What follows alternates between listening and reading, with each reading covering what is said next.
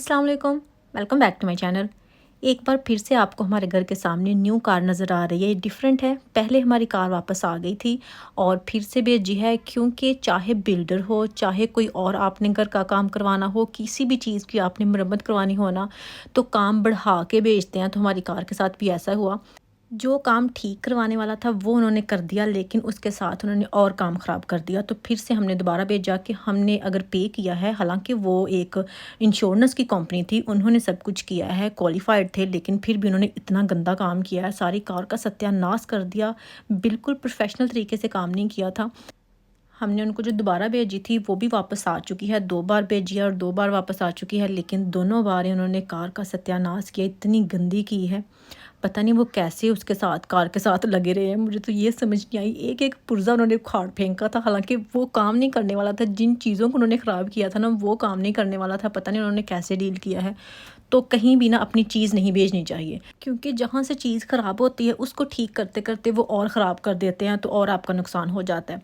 मैं always dentist के बारे में भी यही कहती हूँ और मेरी इस बात से हस्बैंड कभी इत्फ़ाक़ नहीं करते, लेकिन मुझे लगता है कि ऐसा ही है। डेंटिस्ट के पास आप जाते हैं यहाँ पे और वो आपके बिल्कुल जो सही दाँत होते हैं उनको भी हिला देते हैं, इतना वो उनको चेक करते हैं, बिल्कुल उनको तोड़-फोड़ देते हैं। और मेरा बिल्कुल दिल नहीं करता यहाँ मैं डेंटिस्ट के पास जो है ना रजिस्टर हूँ, और मैं बिल्कुल नहीं हूँ। मैं वैसे ही हूँ, इतने सालों से बिल्कुल ठीक है, मेरे दाँतों का कोई मसला नहीं हुआ। मुझे पता है कि जैसे ही हम जाना शुरू करेंगे डेंटिस्ट के पास, हमारे दाँत जो है ना वो मुँह में रहेगा ही नहीं, बिल्कुल खाली हो जाएँगे, ऐसा करते हैं।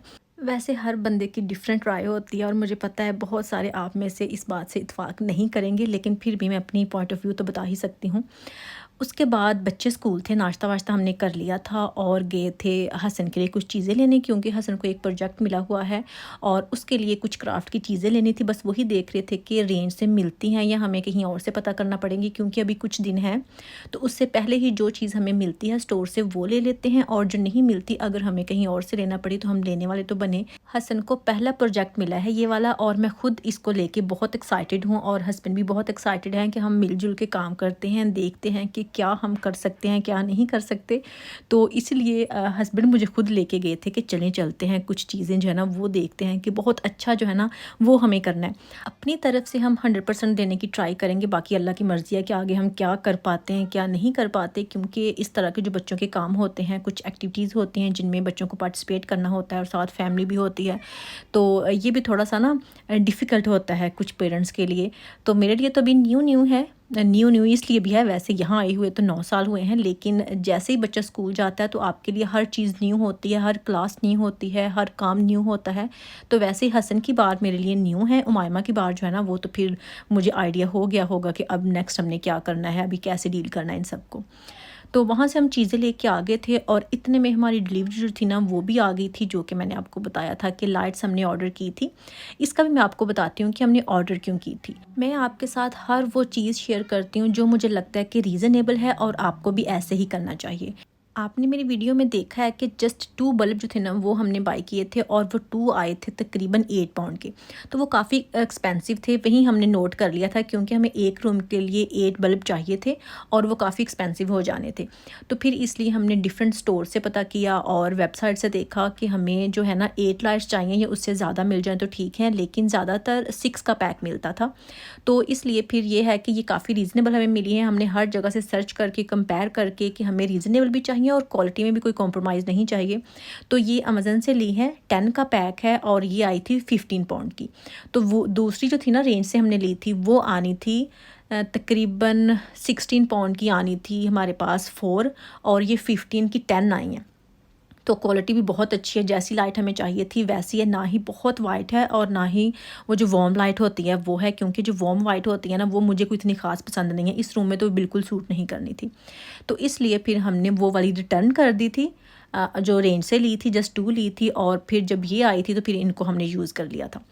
और उसके बाद मैंने कंजर्वेटरी में अपनी मशीन जो थी ना वो रख ली थी, क्योंकि लॉन्च में बार-बार मुझे जब उसको रखना पड़ता है, उसी दिन मुझे उठाना पड़ता है शाम से पहले-पहले, तो वो मेरे लिए काफ़ी मुश्किल होता है। तो मैंने छोटी-सी वीडियो जो थी ना वो यहीं पे बना ली थी और थोड़ा बहुत काम जो था ना वो मेरा चल ही गया था कि चलें कोई नहीं, जैसे भी होता है कर लेते हैं। और मुझे लगता है कि काफ़ी मुश्किल में मैं पड़ गई हूँ।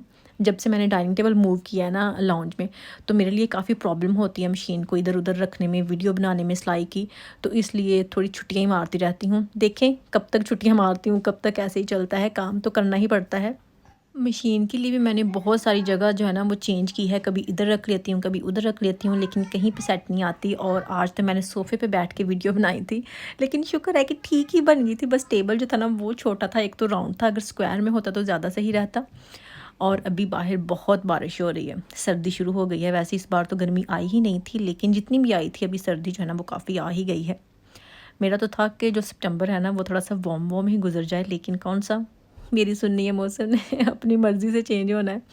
उसके बाद मैंने करनी थी अपनी आयरन जो थी ना वो क्लीन करनी थी। और फाइनली मैंने जो कपड़ा था ना वो भी फेंक ही दिया था, जो कि मेरी आयरन को ख़राब करता था, क्योंकि बहुत मसला होता था। हर कपड़ा जो है ना उसके साथ ये जुड़ जाती थी, और इसलिए फिर मैंने सोचा कि चलें ये चेंज कर लेती हूँ। ये मेरे पास थ्रो ही पड़ी हुई थी, उसी को मैंने यूज़ कर लिया है कि चलें ये वैसे एक्स्ट्रा पड़ी हुई थी और ये बेस्ट है आयरन के लिए। अच्छा, यहाँ पे मैं आपको एक और बात बताती हूँ कि जो आपने आयरन क्लीन करनी होती है, जस्ट पैरास्टामोल यूज़ करें, कोई और टैबलेट आप यूज़ ना करें। ये एक्सपीरियंस मैंने कर लिया है, क्योंकि पैरास्टामोल मेरे पास नहीं थी और जो ब्रूफन थी जस्ट वो पड़ी हुई थी। दिखने में दोनों सेम ही लगती हैं, लेकिन जैसे ही वो मैंने आयरन पे लगाई थी काम बहुत ख़राब हो गया था। अभी तो मैं पैरास्टामोल से ही साफ़ कर रही हूँ, लेकिन जो मैं आपको बता रही हूँ वो मैं आइब्रूफेन का बता रही हूँ। वो बहुत अनहेल्थी हुआ था काम। एक तो स्मोक उसकी बहुत ज़्यादा आ गई थी, और दूसरा आपके मुंह में सब कुछ जा रहा था, इतना गंदा था। और फिर मुझे सारे डोर्स विंडोज़ ओपन करना पड़ी कि ये थोड़ा सा ठीक हो, क्योंकि हम सारे ही कफ़ करने लग गए थे, मैं हस्बैंड बच्चे। वो भी घर थे जब मैं ये करने लगी थी।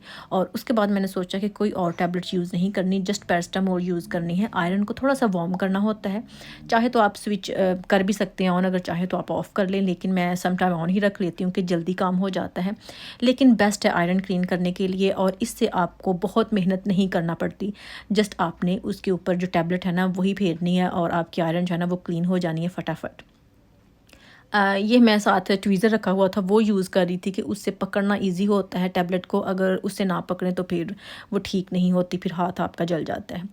उसके बाद एक बड़ा सारा पार्सल आया था, और ये मेरे लिए काफ़ी सरप्राइजिंग था, क्योंकि पहले तो मैंने जब भी हस्बैंड से कुछ चीज़ लेनी होती है उनके पीछे पड़ के बहुत बार कह के कि आप मुझे कुछ लेके क्यों नहीं देते, मुझे कोई शर्ट ले दें, कोई स्कार्फ़ ले दें, कोई जूता ही ले दें। तो बड़ी मुश्किल से उनको कह के मैं अपने लिए कुछ मंगवाती थी या लेती थी। और इस बार उन्होंने क्या किया कि मेरे लिए खुद ही एक कोट ऑर्डर कर दिया, क्योंकि उनको पता था कि मेरे पास अच्छे वाला कोट नहीं है, जस्ट दूसरे हैं। एक तो रेन कोट नहीं था, तो वो 2 इन 1 सोच रहे थे कि चले कोट भी हो जाए और रेन कोट भी हो जाए। तो इसलिए फिर उन्होंने मेरे लिए कोट ऑर्डर कर दिया, और मैं आपको भी दिखाती हूँ। और क्या कमाल का कोट है, मुझे वैसे काफ़ी पसंद है। वैसे मुझे कोई ये ख़ास पसंद नहीं आते इस तरह के कोट, लेकिन ये काफ़ी अच्छा था। और हसन के शूज़ लेने थे शादी के लिए, और बहुत सस्ते और बहुत ही अच्छे शूज़ हैं। इसकी क्वालिटी 10 आउट ऑफ 10 थी। और एक न्यू वेबसाइट थी जो कि हस्बैंड को कहीं से दरियाफ्त हुई थी, तो वहाँ से उन्होंने ऑर्डर कर दिया था। हसन के शूज़ जो थे ना वो बेन शर्मन के थे, जस्ट 15 पाउंड के आए थे, और बहुत ही अच्छे थे, यानी कि रेप्लिका नहीं थे, बिल्कुल ओरिजिनल थे।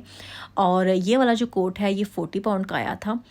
ऑलिव ग्रीन कलर है इसका, और काफ़ी अच्छा है। और इसका सबसे मुझे जो प्लस पॉइंट था ना वो ये भी लगा कि जो इसकी ज़िप है ना वो आपको अगर पूरी बंद नहीं करनी तो आप ऊपर वाला हिस्सा बंद कर सकते हैं और नीचे वाला खोल भी सकते हैं। अदरवाइज़ मुझे ये था कि अगर बंद करना पड़ा, बारिश हो रही हो, तो फिर मुझे सारा कोट बंद करना पड़ेगा, क्योंकि मैं कोट बंद करके कम ही पहनती हूँ, मुझे खुला हुआ ज़्यादा अच्छा लगता है। तो लेकिन थोड़ा सा प्रैक्टिकली भी देखना पड़ता है कि खुले का मौसम भी है या नहीं। लेकिन सारा अगर नीचे तक बंद करते तो इसकी शेप अजीब सी आनी थी, लुक की चेंज हो जानी थी कि बिल्कुल बोतल सा लगना था आपने। लेकिन जो इसकी हाफ जिप है वो ओपन हो जाती है, तो इसलिए ये मुझे ज़्यादा अच्छा लगा। क्वालिटी इसकी भी बहुत अच्छी है, कलर बहुत अच्छा है, काफ़ी वार्म है। और ये पास से भी आप हसन के शूज़ देख सकते हैं कि इनकी क्वालिटी भी कितनी अच्छी है। जो मेरा कोट है ये 40 पाउंड का आया है। वैसे ये आई थिंक 100 के आसपास थी इसकी प्राइस, जो काफ़ी ड्रॉप हुई थी। और दूसरा हसन के जो शूज़ हैं वो 15 पाउंड के आए हैं, तो काफ़ी रीज़नेबल हमें चीज़ें जो है ना वो मिल गई हैं ये वाली। हस्बैंड मुझे काफ़ी टाइम से दिखा रहे थे कि ये वाली वेबसाइट काफ़ी अच्छी, इससे कुछ ट्राई करते हैं, तो चलें आज ट्राई भी हो गया। और इसका नाम अगर आप पूछेंगे M&M है। एम एंड जैसे मेरे वाला एंड है वो नहीं, जैसे H&H वो वाला एंड नहीं, एम एंड पूरा एंड, AND वाला एंड और फिर से एम। ये वाली वेबसाइट है और बहुत अच्छी चीज़ें अच्छी हैं, बिल्कुल ब्रांडेड हैं और ओरिजिनल है। अभी मैं कोट पहन के भी देख रही थी कि पहनने में भी कैसा लग रहा है, कमीज शलवार के ऊपर भी सूट करेगा या नहीं, जीन्स के ऊपर तो डेफिनेटली करेगा ही करेगा। लेकिन आप भी मुझे ज़रूर बताइएगा, क्योंकि मुझे तो ये काफ़ी अच्छा लगा और आपको भी पसंद आया है या नहीं। तो अभी मुझे बच्चों को पिक करने जाना था। अभी बारिश नहीं थी जब मैं घर से निकली थी, लेकिन जैसे ही हम वापस आ रहे थे तो बारिश स्टार्ट हो गई थी और थोड़ा बहुत वेट हम हो ही चुके थे। ये देखिए मेरे कपड़े भी गीले हो चुके हैं। और यही थी मेरी आज की वीडियो। अगर आपको पसंद आई हो तो लाइक कीजिएगा, शेयर कीजिएगा। फिर मुलाकात होगी। अल्लाह हाफिज़।